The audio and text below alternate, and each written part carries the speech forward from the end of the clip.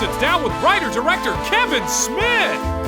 We take a look at your reactions to the Rogue One trailer and much, much more. Now, from the Lucasfilm headquarters, it's the Star Wars Show. Hello, I'm Peter Townley. And I'm Andy Gutierrez, and this is the Star Wars Show. Huh. You know, usually a news transition happens when I wave my hand. Maybe try it with a little more pizzazz?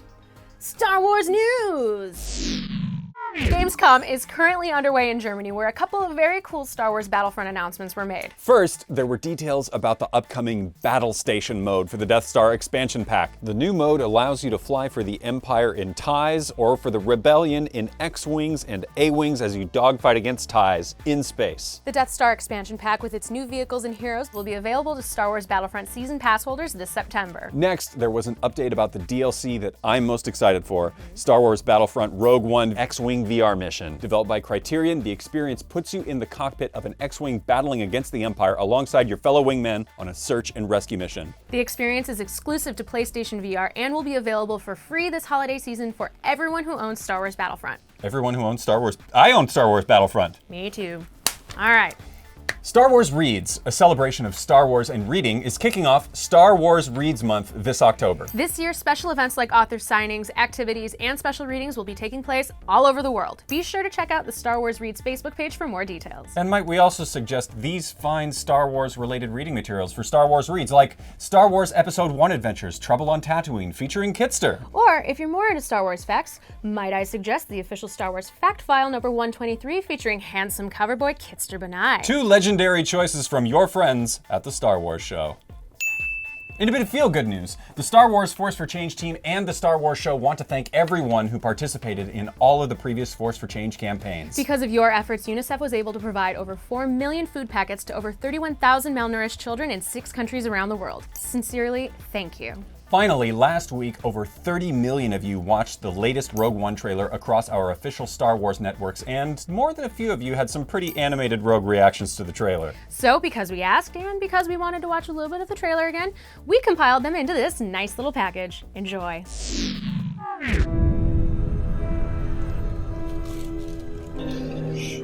Ah, the music. The world is coming undone. Imperial flags reign across the galaxy. Can you be trusted without your shackles? Let's just get this over with, shall we? We've a mission for you. Get chills. A major That's weapons shot. test is imminent. We need to know how to destroy it. If you're really doing this, I want to help. A U-wing. Good. I've been recruiting for the rebellion for a long Ooh, the time. stormtroopers! Destroyed our home. Wow! Fight the Empire now. I fear nothing. All is as the Force wills it. The captain says you are a friend. I will not kill you. Thanks. There isn't much time. Oh my god, that's the eclipse! Every day they grow stronger. Oh my god, Force Protocol is like giving me all the feels. Music's fantastic. This looks epic! There is a 97.6% chance of failure. He means well. Oh wow. Oh! Excellent! This is our chance. That's the best shot. Big friend.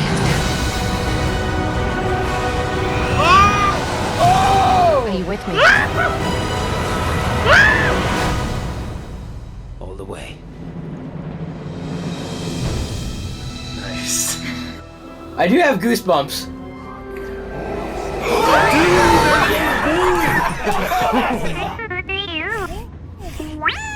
I am here with writer-director Kevin Smith. Kevin, thanks so much for being on the show, my man. Thank you for having and accommodating. I asked that we not sit down so that I did not appear as Jabba the Hutt. As I stand, I appear more like Lando Calrissian. That's what I think in my head. That's a mistake Jabba made. You think so? Should have stood up. That's it would have kept him out of trouble. Galaxy would have treated him a lot differently Yeah. if he just was stood. But people see this fat dude laying down, ladies in bikinis and stuff. They're like jealous of him. How much do you like that Rogue One trailer? I love it a lot. The look of it, the feel of it, the sound of it even. Wah, wah. It's got that. Takes me to 77. It's got that tone to it that it pulls on all the heartstrings. Well, you know? what JJ did insanely well with Force Awakens was get the Star Wars tone pitch perfect. Yeah. So much so that we walked into that theater, walked out of that theater, and he turned the clock back 30, 40 years. We see that shift in tone in that trailer, the way that they've switched it up with the music, with the piano and that kind of thing. It feels like Rogue One has that kind of melancholy that Empire ending had running throughout a whole movie. Yes, this is your grandpappy Star Wars, because it certainly looks like it, and there's a Death Star, but this ain't your grandpappy Star Wars. We're going in a whole new direction. It's almost like,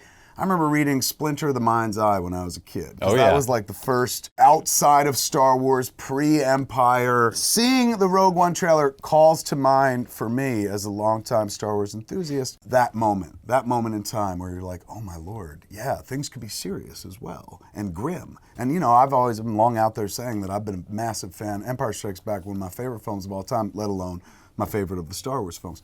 Rogue One feels like, even though it's set pre-Star Wars, feels tonally much more like Empire Strikes Back. And we've got these actors who are known for doing some really heavy work, like Forrest Whitaker, Felicity Never Jones. heard of her? Who's that? No, of course. Look who they're Yeah. casting. Like when they made Star Wars back in the day, it was fresh-faced Carrie Fisher and Mark Hamill and Harrison Ford, three people you didn't really know that much about or know that.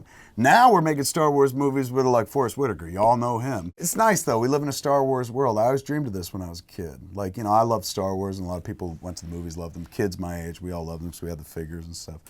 But, you know, I put that conversation about Star Wars into the movies I made because, well, to be honest, I was like looking for friends, man. Like there was no internet yet. You couldn't find Star Wars fans, like-minded Star Wars fans, unless you went to like a sci-fi con. But people get older, some folks aged out of it.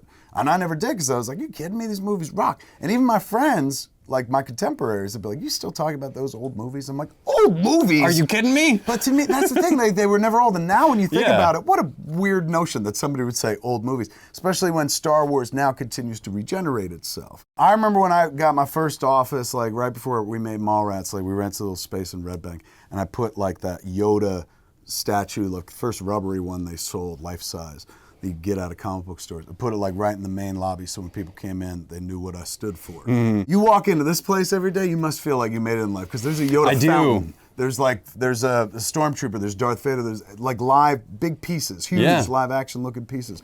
Plus, droids rolling around. Like I ran into Chopper. They let me meet the Chopper droid. Yeah. It's just joy. Everywhere you look, it harkens back to a profound memory from childhood. It's one of the most sincere fandoms there is, Star Wars fandom, and everyone who's here is a big fan of it, and just like me, it's just pinching themselves every day. Right. They get to come and work here. I'm not jealous of many people in life, to be honest with you, but like, you guys cracked the code. We're doing pretty good. Yeah. Kevin Smith, check out his YouTube series, Fat Man on Batman, and check out Geeking Out Sunday nights on AMC, and we have more Star Wars show coming right up.